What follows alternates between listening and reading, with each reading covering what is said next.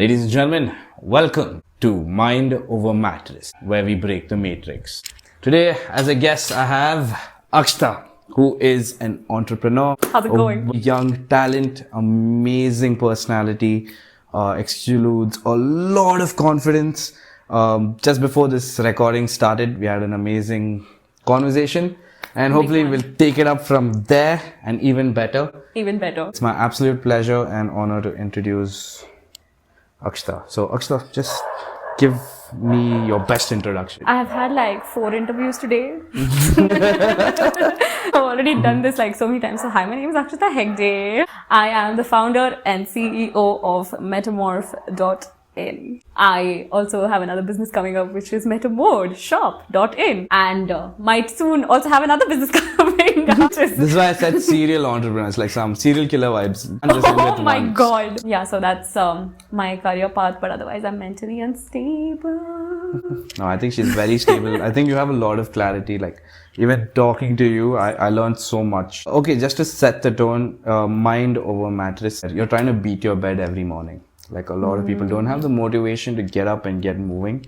And I think this came about while I was talking to someone about this habit that I want to cultivate in a community around it, where we are a bunch of people who wake up, make their bed and send a picture to each other that we've made our bed. Like a first win. That we've woken up. Yeah. So, and that's where the name of this podcast, which I just made it when I when you were walking, it's things up. What matters for you to wake up and start going at whatever you're doing. So that being the theme of it, at the same time getting into the deeper aspect of it.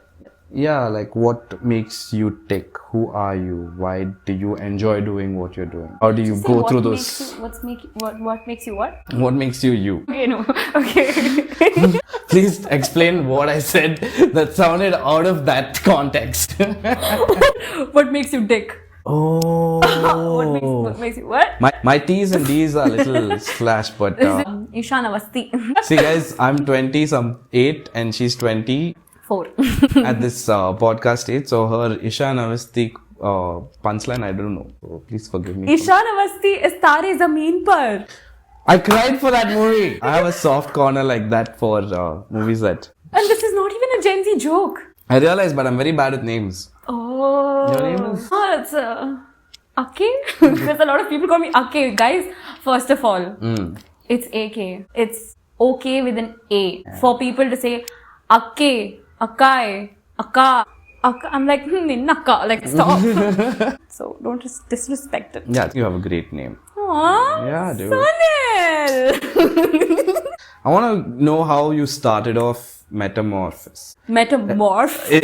How did you start Metamorphe? I actually started Metamorphe as a service sector. I did my makeup artistry course. I was like, Metamorphe is going to completely be a place where people can hire makeup artists or hairstylists or somebody to, just hire a makeup artist for a professional event. No, it doesn't have to be just a wedding. Got it. And I did Black May Fashion Week. And the thing is, we had like this, non-disclosure agreement. So I could never post those pictures. I could never get that content. And right after it, COVID hit. So that content never got out. That's where everything crumbled down. And I was like, okay, like Metamorphe is gone. And then I was like, wait, I have some ideas. I know what to do. And then I came up with the body shimmer oil and the lava lip oil. So at the time I was having a lot of anxiety because of what happened with COVID and everything. So you created a service-based community in its own sense, right? Metamorphe being a place where talent like makeup artists could be found by people who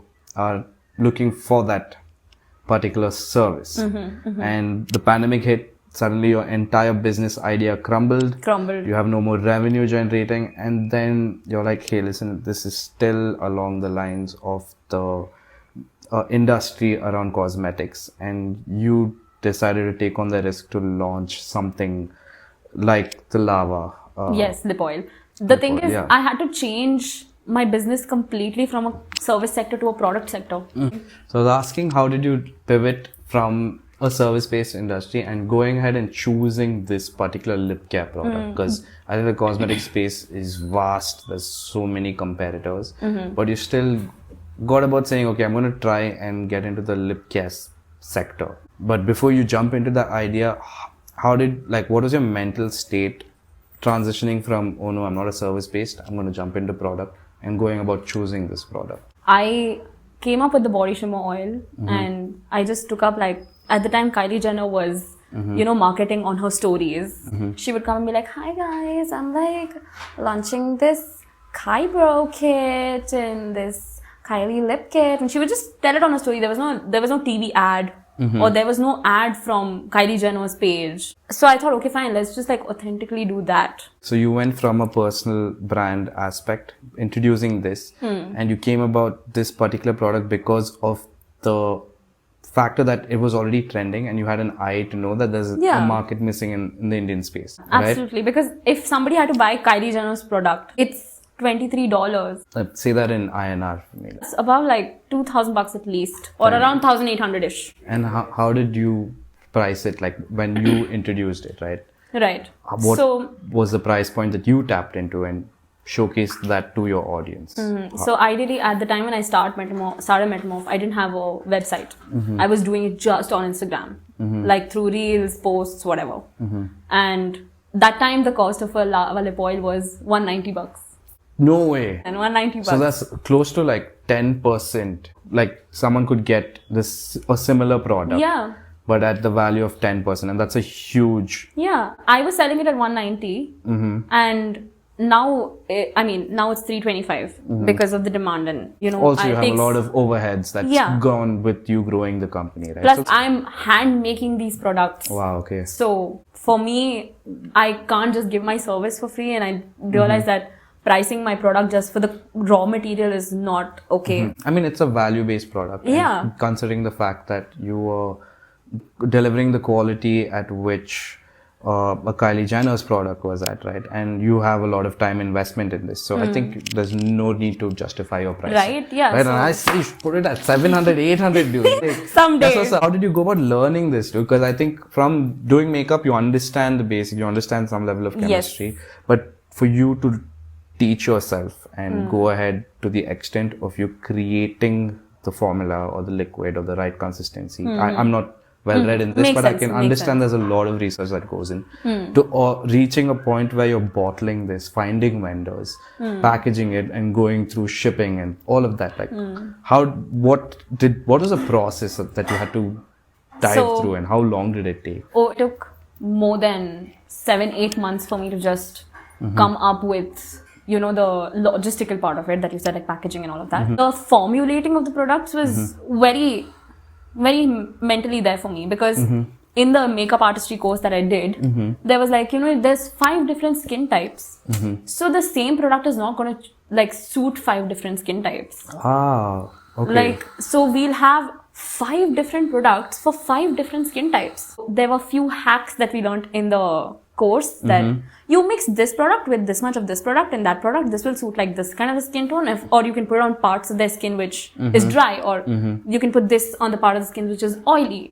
Why can't you just make one product like that? One that fits all. Yeah. That sounds like all the guys I know when it comes to skincare. Yeah, like, you get one soap, this works everywhere. Motor oil as a conditioner and a shampoo and a body wash and everything. Like, that's Metamorphe. But you kind of tapped into that. But more importantly, you solved a very important issue with that product. Now how many products do you have in Metamorphe? Over 30. Over 30 products? Over 30 products. And this product line grew over how many It's months, been years? 2 years since Metamorphe started. And I started off with 3 shades of body oil. And now I have 30 different variations of different lip oils and different body oils and products for men, products for women, products for anybody, honestly. Don't cancel me. Super cool is you started this at the age of 22. You created your own website, you created your own products. So those are the skill sets that you learned, but a lot of people go through work. They go there to make money and then they understand the skills, but they don't really apply it into creating something like what you have done. Like I know so many makeup artists in my journey as an artist, but you pivoted at the right time. Also not giving up on the skills. You utilized the skills that you learned, created something of value. Something else, because I realized that I have to make it work. Like, there's no choice. You have to win. that's like I can't start Metamorphe and just say, sorry, it stopped. So that was your driving force. You didn't want that to die down, right? That was my mattress Mind over mattress. Mind over That's mattress. what got you out of bed and be like, cannot let Metamorphe die today. I'm going to make products that actually tap into the market. Now there's a product line of 30 people, like 30 product lines. Right? 30 product lines, yeah, pretty much. I have a question for you. Yes, please. Okay, so now that we're mind over mattress physically to wake up and, like feel like, I have to do something every day and just get through this day. I think it's in here too, right? 100%. Yeah, like you not just wake up and be like, why did I wake up? What's the one moment you had a why did I wake up?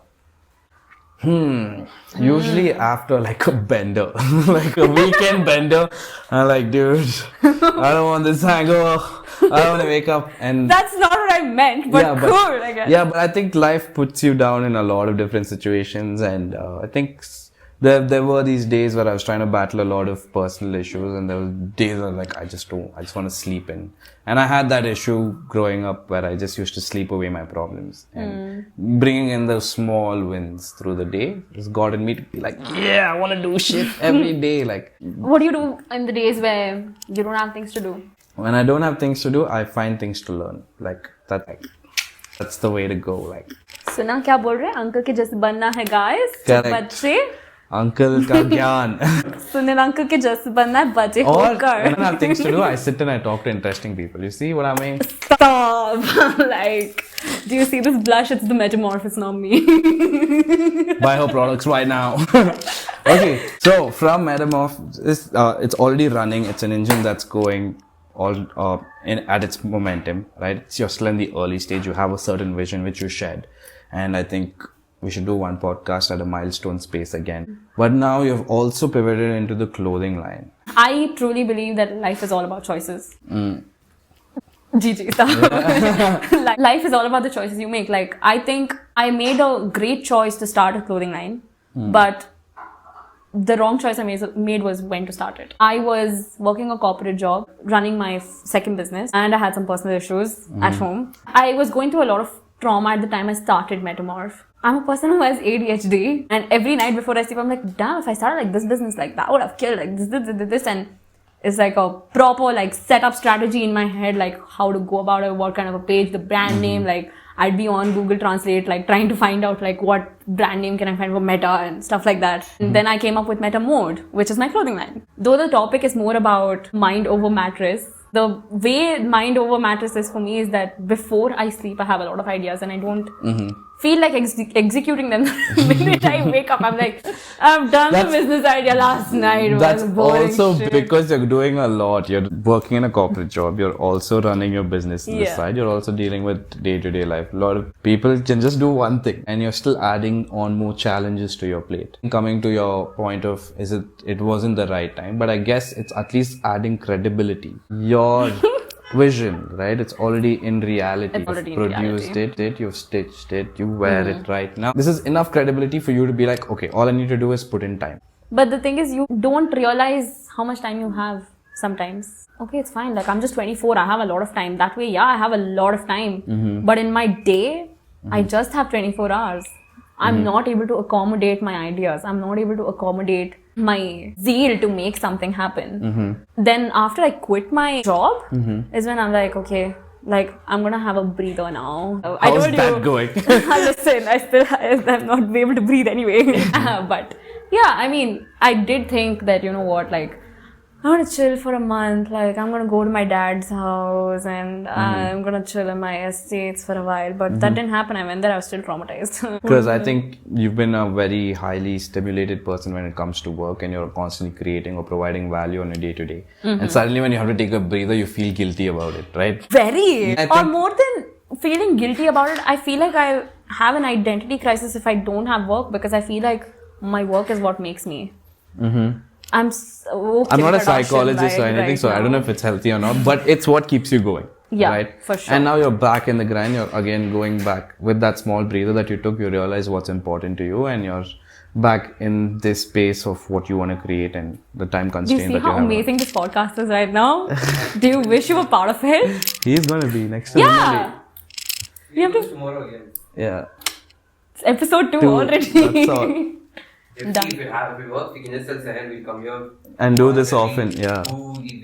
2 days a week we'll come here and do this. So, now we are at a stage where now we've realized what drives you, where you are at currently, right? Now let's move on to what do you want to create next. Getting a call. Oh, It's okay, but the video will still record. It's okay. you sure? Yeah. That's what I was worried about. That's an actual legit concern, bro. It happens to me. I think it goes off.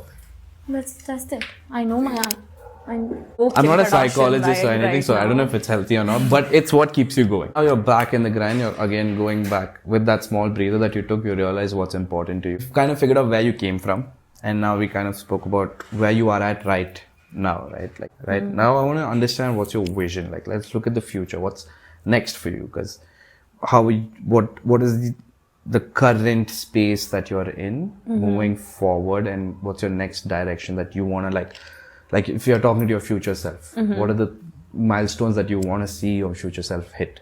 It's more of a psychological thing, though. I envision that it's not only Metamorphe, it's not only Metamode, there is Metora. So, meta life, because you want to sell a lifestyle, you don't want to sell things anymore. It's not about the product. Cult fit for now. Got it. There's care fit, cult fit, cure It's fit. a lifestyle. It's a lifestyle. Like you're tapping into a universe where you are able to fit into a community of people, right? You're basically trying to build a community. Absolutely. Right? Right now, if somebody says, yo, I just started going to the gym, cult fit, that's the first thing you'll ask, because now you don't remember some gym fitness center. That's automatic. Like, okay, if she can afford cult fit, she is real OG gangster, like, for sure. It's more inclusive in its price strategies, but I guess price is something which I still strongly believe anyone can afford anything that they want. I have a friend, he thinks so much to buy a ringtone, okay, an Apple ringtone, it's 18 rupees. But when it comes to a shawarma roll, it's the one time you